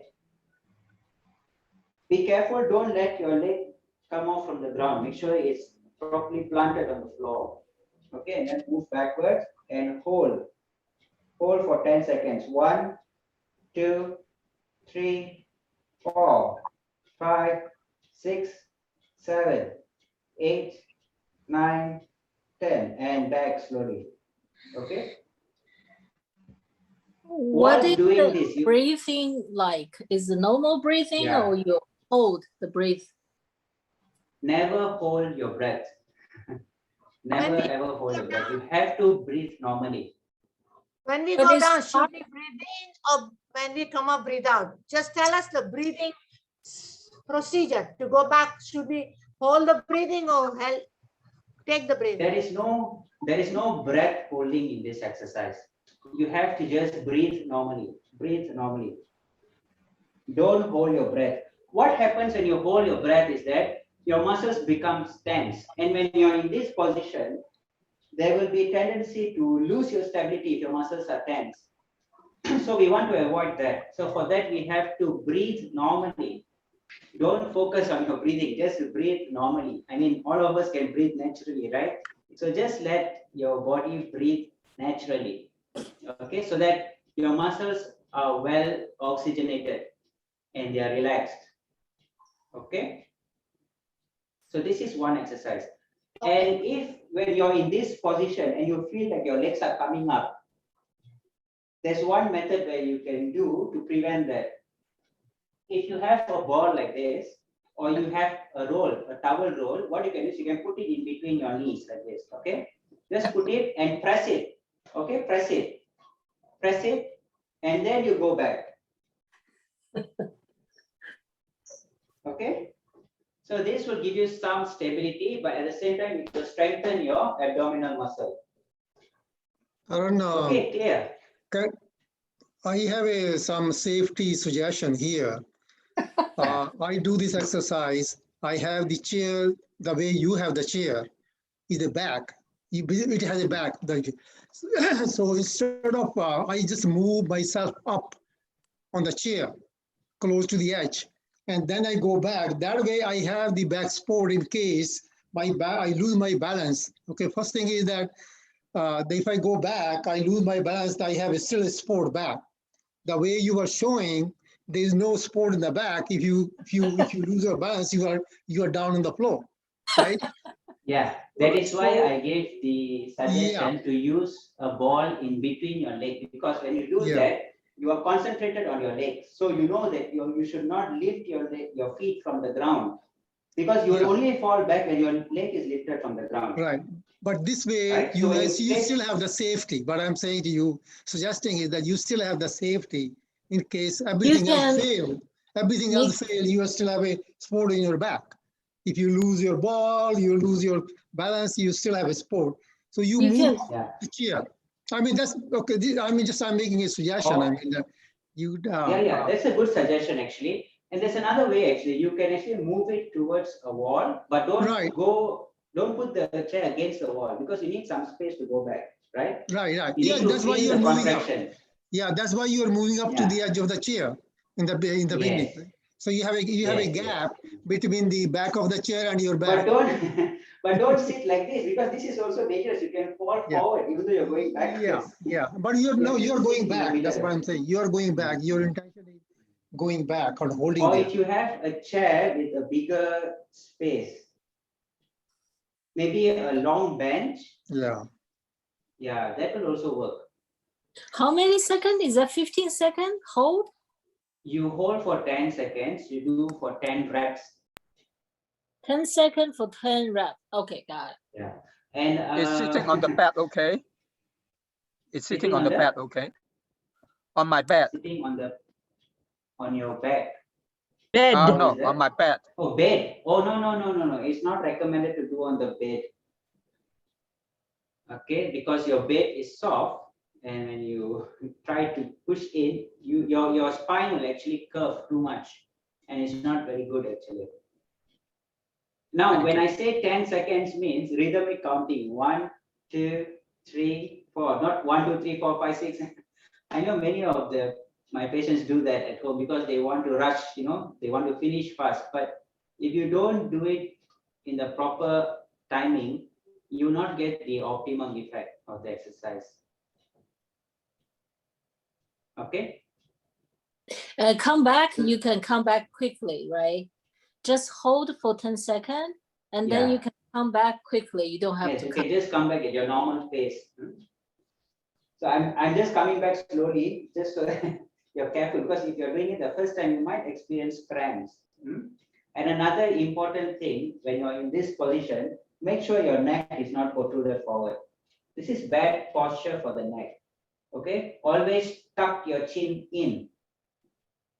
Okay, tuck your chin in. Right? Can you remember? Yes. Okay, so now I go to the next abdominal exercise. Okay, this is this is quite safe. Okay, you can have your back support and place both your hands behind your head. Can you see me? Yes. Can you see? All right. Now what you're going to do is you're going to focus on your lateral muscles, your lateral abdominal muscles. So what you can do is you can do like this. 1, make sure your body is straight. 2, okay, like this, just like this. Your elbow should meet the opposite knee, opposite leg knee. Okay, just like that. Okay, so how you count? The counting is left, right is 1, and go again. Left, right is 2. Okay, and how many you should do? You should do 10 reps. How many sets? 10 sets. If you can't do 10 sets in the beginning, you can stop at 8 sets, but you have to complete 10 reps. Can you show it again, please? The repetition, is it? How many repetition and all? If you could show it again, please. They want to see. Okay. So you sit up straight. Okay, make sure your posture is in the right position. Place both your hands behind your head. You can interlock your fingers, right? And place it behind your leg. And then your right elbow should touch your left knee. Okay, touch. And then repeat the other side.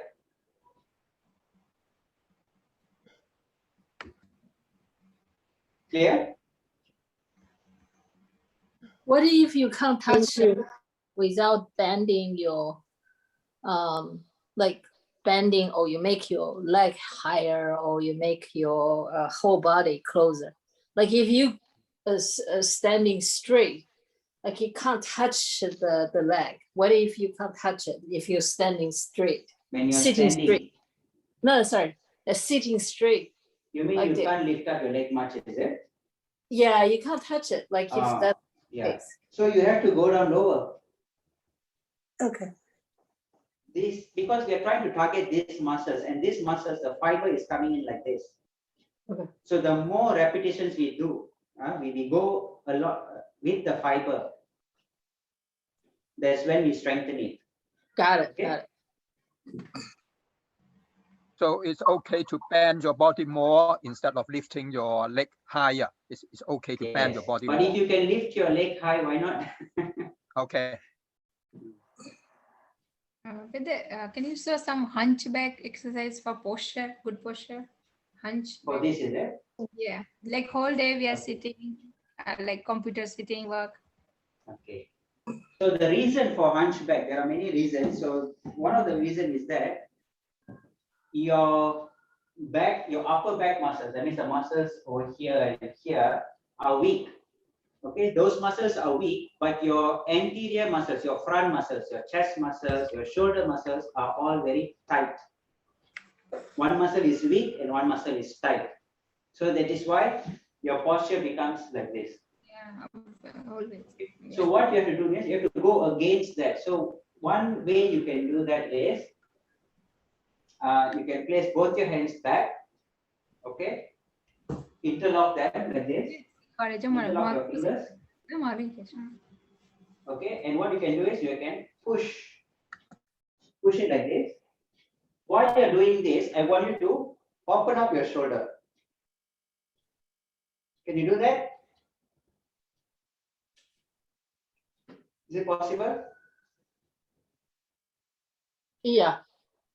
Yeah. Okay. Yes. You need me to repeat again? Yes. Go again? No, it's fine. So I'll just show again just in case. Okay. Place both your hands, interlock your fingers like this, and push it down. Push it down. While pushing it down, you have to open up your shoulders. Okay, at least your chest will come forward. Okay. This is one way. There is another way, but I need a corner. I don't know how to set this camera. If you go to a corner, okay, you know a corner, right? Yeah. Where Okay, you two go to walls face a meet. corner. Where two Yes. walls meet. Face a corner. Place both your arms like this on the walls. Okay, it should not be like this, or it should not be like that. It should be, your shoulder should be 90 degrees and your elbow should be 90 degrees. Okay, and what you can do is you can drop, okay, your position, you can drop your chest forward and you will feel the stretch over here. So this will open up your shoulders and the hunchback will reduce. Okay. So this one in the previous exercise, do you do again for like 10 seconds and then 10 sets? Yes. Yes. Thank you.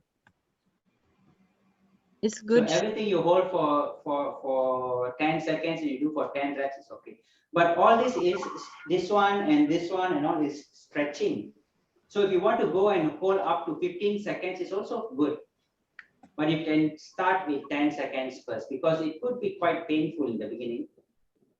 Okay, because your muscles are tight and you're trying to elongate them. So it's going to be a bit painful. So you start for 10 seconds first. And then when you find yourself a bit more flexible, then you can go up to 15 seconds. Okay. So, my goodness, I think we could do a couple sessions with you. What do you say, everyone? Yes. We want him more and We'll more. have to invite Karan Bhai again. Please. Every week. Invite him more. We have to have him more. One hour. Huh? We know, Ben, what have you done? I know. So, Vinu Ben, what should we do? Well, he has to come again. Yes. Yes. Like proper This 1 hour. is his first time giving a workshop. Karan Bhai, tell your I experience. actually, I'm always behind the curtains. I never like to come on stage actually. You are great. You are great. I guess I It forced him doesn't to show be you're on. great. I guess Amazing. I forced him. I didn't take his no. I said, no, you are coming. It was very good stretching. Abdominal stretching was so good. Fantastic. Fantastic. Yeah, you can't do very good. Very good. Very Thank you, useful. thank you, everybody. All of you have. I hope all of you have benefited. I mean, if you have benefited from this, then I'm very happy. Yes. Oh yeah, we have. Mhm. In different ways, everybody has benefited, I think. Everybody. I think You're too. invited again. Yes, we will. Yeah. And, you know, Thank brother, you very much. yes, thank you everyone for your comments. This is very helpful to get feedback. And Brother Karan, what was nice is that you gave us baby steps, you know, Right. without, you know, to our capacity, we can discern that for ourselves. But I would like to invite Sister Vinu to close us with some meditation and her share a little bit of what she'd like to present to us today. It is now 7:30. We're supposed to have closed now, but see, this is such a big topic. People really want to hear, you know, about health, body, mind, and soul. Here, I'll add myself so it doesn't look so. But what I'd like to do, with all your permission, is to invite Sister Vinu to give us a presentation. And for those of you who can stay on, I would love for you to stay on. And for those of you who can't, that's okay. Please give me your email, and all the information that Brother Karan will give me, I will forward to you. I will also send to our WhatsApp groups. Sister Hema can also send to the WhatsApp group. But if you're not on a WhatsApp group, please leave me your email, and I'll be sure that you get it. And also, you probably would get it sooner because Sister Hema is in transit right now, if you gave me your email. So that's all I wanted to say on that, and also to thank the speakers from earlier in this session, Brother Shashikant Pai and the Consul General of India, who also gave a presentation. So just to give them a thank you. But I would like to open this time, if it's all right with you, Sister Vinu, because I know it's late for you as well. Do you have time to present for us some? I think a lot of the things Karan Bhai has already presented. A lot of, I think a lot of people, all of you know that if you're mentally fit, brain also has an impact, right? So this is already a lot of information for today. Now, what did you mean by that? Just give us a little bit of a teaser on that, because your background is as a neuroscientist, and how meditation and physical exercise can help the brain. Yes, don't let her go. Yes, we're not going to let you go. Only if you're able. I don't want to push. This is what usually happens between two siblings who have grown up together in the center. We are literally like siblings, and so I guess I really just wanted to share what happens in the brain. Is just I actually have found a video, a short video. If it's okay, I should show. Yes. It's like a 2 minutes video. It's a summary. I in fact first shared the video with Karan Bhai, just asking his opinion if this video is okay or not. And then he said, that's too long and show this. And finally we agreed to settle on one. So okay. Well, we're looking forward. Just let me share some. Are you able to see? It's starting screen sharing is what it's saying. Okay.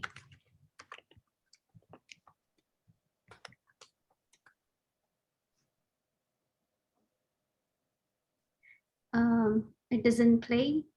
No, it's not playing yet. Oh. Okay. You are a co-host, so it should work.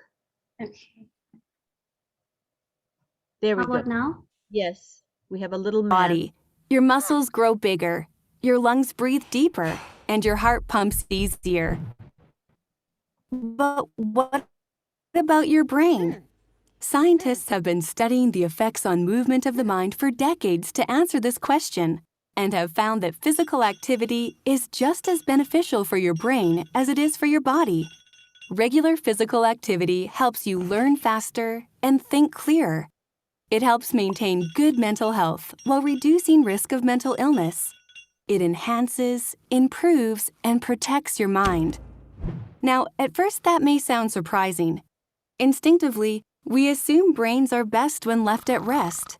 But researchers have proven that this instinct is wrong and uncovered reasons why minds need movement. One key discovery has been that physical activity releases a protein in our brains called BDNF. BDNF has been called miracle grow for the brain because it acts like a fertilizer, helping our brain grow, create new cells, and forge new connections. By increasing levels of BDNF, movement allows our brains to blossom. More and more benefits are discovered each day, like improved memory, enhanced focus, faster learning, heightened creativity, better problem-solving ability, and reduced risk of anxiety, depression, dementia, and cognitive decline. Movement isn't just great for our physical health, it's a necessity for our mental health. And just like our bodies need physical activity to grow stronger, our minds need it too. Brought to you by Participaction. So in short, to really summarize, it says that for the brain to stay young, meaning when I say young, for new memory cells to be produced, neurons to be produced in the brain, it needs to be enticed. It needs to be excited. So what I'm saying through excitement means it needs information. One is, how some people, they like to do brain teasing games like Sudoku or just different, or learning languages. So these are one ways how you can increase neuronal production. Another one is through exercise. So that's how you can keep the brain young and you can keep the body young. So 2 ways. So that is just in short. Well, I think today we definitely stimulated our brains because it was very interesting and fun. Now, are you saying that this is it, what you're going to present? Yeah, short and sweet. Yeah, you're being very graceful. I appreciate it. Oops, did I just switch you out? Oh dear. Okay, wait, hold on. I didn't mean to do that. Let me put you back so we can just have a nice, polite farewell. And I really, actually, because of your event and it fell onto the International Day of Peace, which is the UN International Day of Peace, we were inspired to make it a bigger event. So I would just say that the contribution that you made really was benefit on many levels, and we look forward to having you again. Is that all right? Because you make a great team, and it's really interesting, and also the effect that I wasn't able to hear your contribution with the meditation, incorporating meditation and the effect it has on the body as well as on the brain. So I think we will have to extend an invitation to both of you, if that's all right with everyone. Yeah, it's fun. Didi, Always. Research or study, you can say that also, that means increases cognitive function, as you said, that teasing the brain by games or any other things. And how that thing is related to programming, because we continuously read, study, and research work, then that means that's also helpful to increase this function. Yes. Yeah. Yes, it does. And one of the harmful way for the brain is watching.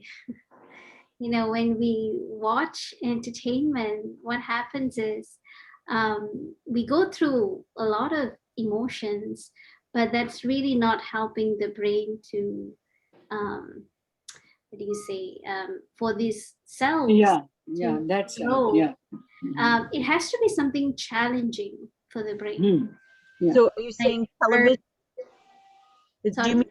Are you saying that television or YouTube or videos online, these are what are lethargic to the brain? Yeah, it is. It is. It It can is. be, because it's like, how they say the brain goes like on a coma, like dullness. Okay. That's what happens, because it's like we're watching, but there's nothing is exciting the brain. Yes, it excites the emotions. There should be creativity in some sense of the other. When we watch something, that means no creation, and thoughts are just going inside from the outside, right? And there is no creation of thoughts, no manufacture of thoughts in our brain factory, right? So that was that's probably what has happened during COVID, right? Thank you. What if what if we're watching a video that is stimulating to the brain?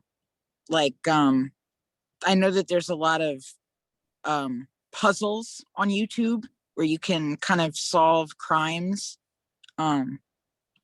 Is that still lethargic to the brain? Um, to some extent, it's okay, but there's just a lot of light, right? Pixels going through the eyes. But if you're physically doing something, there's not too much strain for the eyes. Yeah, we need a break in the first place. Yeah. I would like to add on that. Actually, it also affects the physical. I mean, when you spend too much of time in front of the screen, prolonged time, I'd say, what happens is that your posture tends to go inwards like that. And so that is why we always advise you not to spend too long in front of the monitor or the screen. You have to wake up and you have to stretch.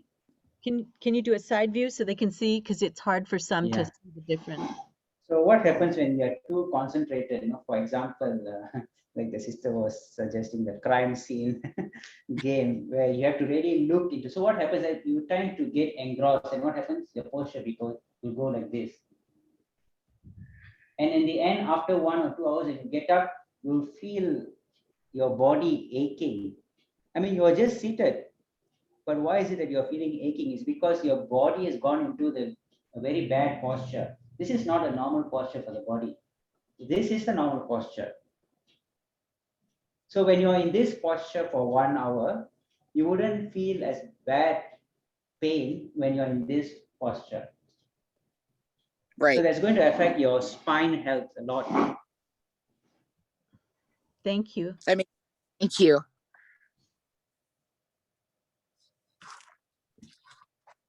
Any questions from anyone?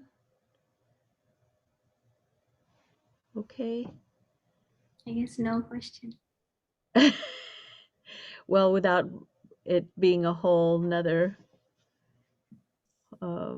whole phase of questions. But this is really interesting, and it's really actually very nice how you both present it, because you're including different modes of health and being mindful of that, mentally, physically, spiritually.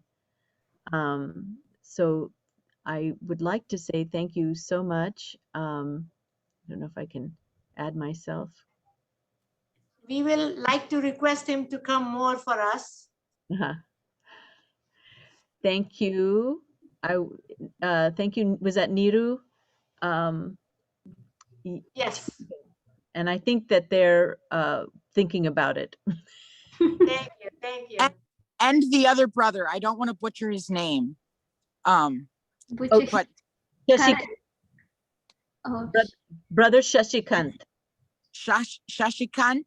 Very good, yes. Thank you. Yeah, he was wonderful. Everybody was wonderful. Yeah, it was nice. We had all ages, and it felt like family to me. That's me, okay? And then to have Los Angeles and then Malaysia. I mean, so it's It definitely felt family to me. It's like a reunion. New York, New York. Oh yes, Niru. Yes, she's in New York. Nice. It's my first time in America, actually. At least, if not physically, at least virtually. Yeah, one day you'll be able to come. One day. All right, angels, shall we close with some silence or a few words? Sister Vinu, would you like to close the afternoon?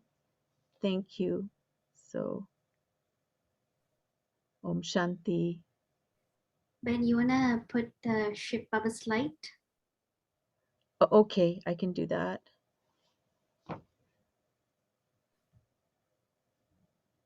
Oh gosh, 1 second.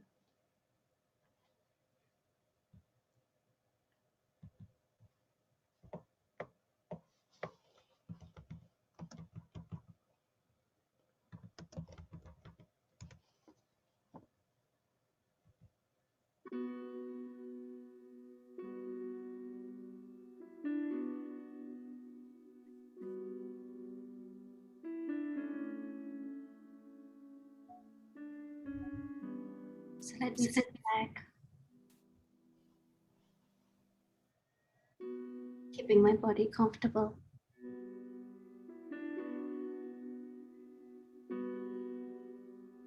Just for a few moments, let me recollect back what I learned today.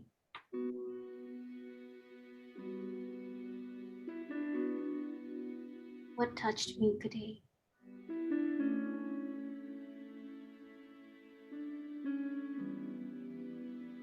Is it helpful?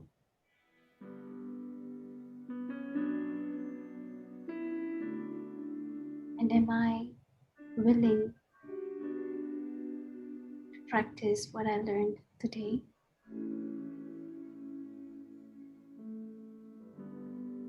Can I take this determined thought to practice this today? Even if in the beginning, I may find it a little hard, or maybe even sometimes I may forget, but still, can I tell myself, starting today, I would like to bring a change in my lifestyle. I would like to give a gift to myself on this day. A gift of health, and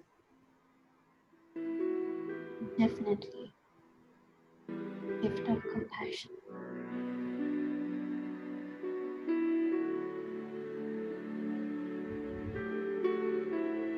I'm promising myself today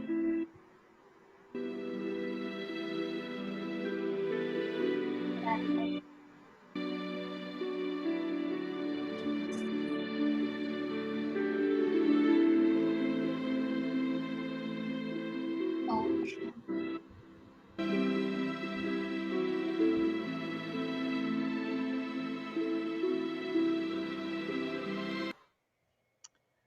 Thank you so much, Sister Vino, for that lovely conclusion. And thank you, everyone, for joining. Thank you, Brother Karan, Sister Vinu again, and Brother Shashikant, and all of you for being part of this wonderful afternoon. So lots of love and Om Shanti. Happy International Yoga Day. Yes, one to remember. Really, it was very nice, very family feeling. All right, everyone.